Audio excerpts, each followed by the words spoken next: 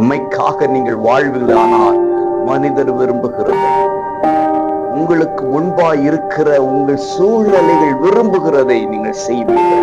நீங்கள் மறுமைக்காக வாழ்வீர்கள் என்று சொன்னால், தேவனுக்கு ஏற்றவர்களாக வாழ்வென்றால் மறுமைக்காக வாழ்வீர்கள். இம்மையை துச்சமாக நினைப்பீர்கள்.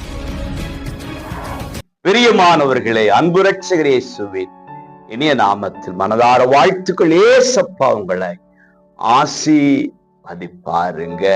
தானியேல் 3:18 விடுவிக்காமல் போனாலும் நாங்கள் உம்முடைய தேவர்களுக்கு ஆராதனை செய்வதும் இல்லை, நீ நிறுத்தின பொற்சிலை பணிந்து கொள்கிறதும் இல்லை என்கிறது ராஜாவாகி உமக்கு தெரிந்திருக்க கடவுது என்றார்கள். அன்புக்குரியவர்களே, அவர்கள் ஆணித்தரமா சொல்றாங்க, ராஜாவை பார்த்து, நீ எதிர்பார்க்கிற செயலை நாங்கள் செய்ய மாட்டோம். பிரியமானவர்களே, மனிதர்கள் அதிகாரிகள் எதிர்பார்க்கிறது அல்ல, கர்த்தர் என்ன எதிர்பார்க்கிறார் என்கிறதை அறிந்து கர்த்தருக்கேற்றதை செய்கிறவர்களாக, தேவனுக்கு பிரியமானதை செய்கிறவர்களாக இருக்க வேண்டும். இன்னைக்கு மனிதனை பிரியப்படுத்தி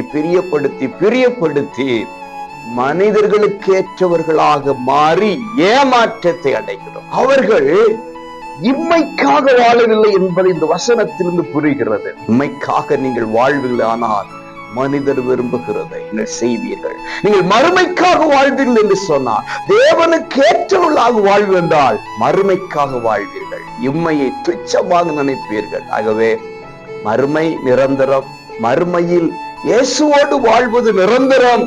அப்படிப்பட்ட வாழ்க்கை வாழ்வதற்கு இம்மையிலே அவர்தான் என்று சொல்லி வாழ்கிற வாழ்க்கை வாழ்வோம். அப்படி தீர்மானித்து வாழ்ந்தால் தேவர் கைவிடவே மாட்டார், இம்மையிலும் ஆசீர்வதிப்பார். God bless you.